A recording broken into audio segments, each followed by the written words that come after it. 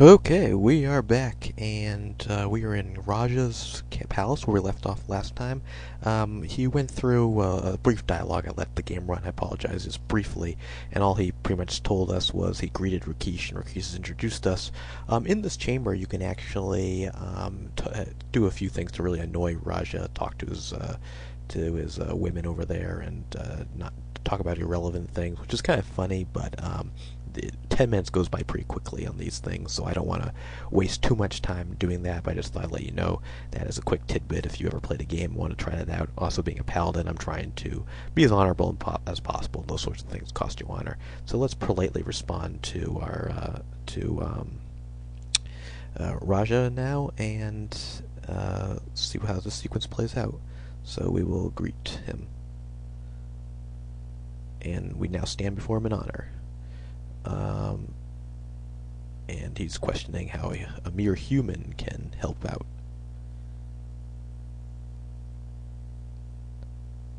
And now he's asked us a question if we think he's not enough of a paladin. And unfortunately, we don't have the intelligence or communication skills to really impress him. If you're a magic user who's smarter, you actually might impress Raja a little bit better. And so, but we do speak on his behalf and try to keep our honor up. And Raja's giving him a hard time for trying to turn supposedly to a human to help deal with the problems of Tarna. And nope, we have to defend Rakesh. And now Raja's giving a hard time for us speaking up for Rakesh. And Rakesh says he shouldn't have to defend himself in front of his brother Raja. And as we can see again, Rishaka, I guess, is his daughter, has actually been taken captive, supposedly, by the leopard men. And Rakesh and Raja wants to know why he, of all people, doesn't want revenge. And Rakesh is being a little more reasonable, and very reasonable, I guess, given the situation, that he doesn't know for sure what happened to Rishaka. And he doesn't want Tarna to go to war for his own personal issues. And he doesn't support revenge, obviously, being a paladin. And Raja is now returning back to us. So we're going to talk about Rakesh again in his favor. And Raja, once again, is not too impressed by us, our speaking abilities, but we do defend him, and that's what we need to do as a paladin. And now we are told to leave, so we will say goodbye politely, and we will leave on good terms, hopefully, or the best terms we possibly can, in front of a guy who does not think too highly of the humans. And as you can see, we are out here in the upper level of Tarna. That's what I mentioned before. It's kind of weird that humans aren't allowed in the Lion Tour section, supposedly, but we can come up right before the palace and the seat of government, and these guys are going to block us if we actually try to re-enter without invitation. Yeah, so we can't enter unless we're allowed to. And then I don't want to go up here quite yet. There's actually a sequence that comes through, but this is actually the Temple of the Lion Tours, and they allow us to come up there as well, our most sacred area. And even though we are supposedly not allowed up there. So nightfall is coming. As you can see, it's starting to get a little dark out, and I don't know if anyone's down the bazaar right now. Probably not. So we don't have to head over there for a time being. I think. Also, we probably weren't supposed to talk to Raja that early. We only did so because of the thief, because we were there anyway, I guess, because we were caught the thief. And now we are going to return. Pardon me. However, it's going to be a little later that we're actually going to deal with this Simbani. I don't believe we go back and talk to Raja beforehand. There are a few more sequences, I believe, when we actually do go accompany Rakesh and talk to Raja, who is once again not all that impressed with our communication abilities. One interesting thing about this game too is I think you can actually enter any of the. There's no doors like in most of the other games, so nothing locks at night. That the bazaar closes up at night, but as you can see, we can actually come back into Krisha's house, and that it's available. She's actually normally not out here, but because Rakesh is in the game, at least supposedly, still back talking to Raja, she's here by herself, and so this is kind of a unique situation in the game. So we can ask her a few questions, and she's talking about honor again, and just how important it is in the city, and that's why it's such a big deal to really get banned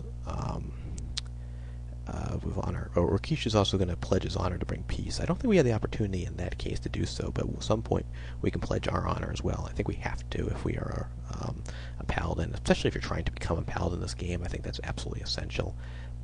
But we already are a paladin, but in order to keep the paladin or the honor points up, we really need to continue.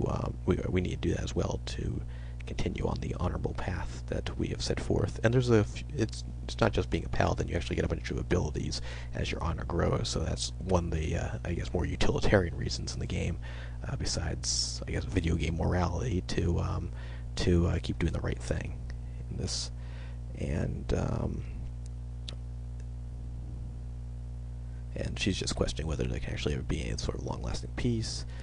We can ask about Rakesh, and as we know, he's talking to Raja right now, and she's pretty much praising her husband, and this is one of the things I was mentioned before, he actually gave up the throne to become a paladin, and that's a pretty amazing thing, obviously, in the Lion Tour community, I guess for anyone, so it sort of demonstrates the type of honorable character he is supposed to be.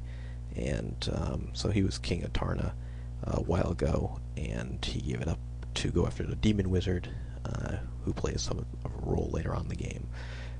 Hopefully I didn't give too much away there, but the game's not too secretive about the plot, so I don't think it's too much of a problem. The demon wizard is clearly a pretty powerful wizard, and wants revenge, and once again, we might see some of that later on in the game. Well, that's about being a paladin, and essentially she's telling us what we already know, that paladin becomes a paladin through honorable actions, and it's difficult for someone to be married, apparently, to a paladin. However, the hero is not married, at least until Quest for Glory 5, so that's not too much of a problem for us. And we're looking to ask us about the council, and apparently only female Lion Tours are allowed to be members of the council, which I wonder if that I don't know if that's some sort of applied political philosophy to this game, but I wonder if it also has something to do with the fact that lions tend, in the lion community, actual lions on this planet, in this world, tend to have the females do most of the work and such, so I wonder if that's why that's the case, or if it is just somewhat of a veiled political comment about how maybe women can do a better job running things, and the idea of the minds of the creators. Anyway, we don't need to go into too much external politics. There's enough things going on in this game, and we're going to just leave Krisha's house for the time being, and let's see if we can take a look at a few other things. And so essentially, if we go out, we can't go too far. We have to make sure the game will actually stop us from going too far, because we have to make it back, and we will stand before Raja again. He's going to pledge his honor to bring peace, and like I said, we will do the same thing. I think I'm going to take I don't think I can get killed or get too much trouble before the video ends, so let's go into the inn. I'll save it off video, and so I don't waste your time. Let's head into the inn. Now, the inn is no longer run by Katas. This is a woman who is in charge of at least serving us, and I guess her husband also works here or owns it as well. Anyway, she's just telling us that she's the welcome woman, and that Krisha, as we know, has reserved us a room and is apparently paying for us, so we don't have to worry about that in this game. And she's going to leave. She was hanging out there, but she will come back if we sit down in this seat. As you can see, there's some interesting characters. I don't know if a few other interesting characters show up at different times in the game.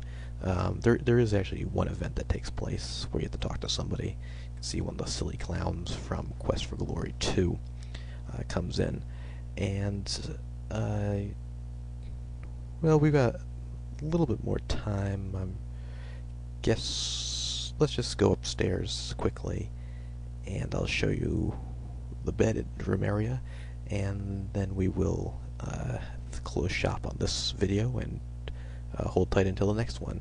So this is just pretty much where you can sleep, spend the night, and there's a chest to store your goods, which is true in pretty much all the VGA versions of Quest for Glory.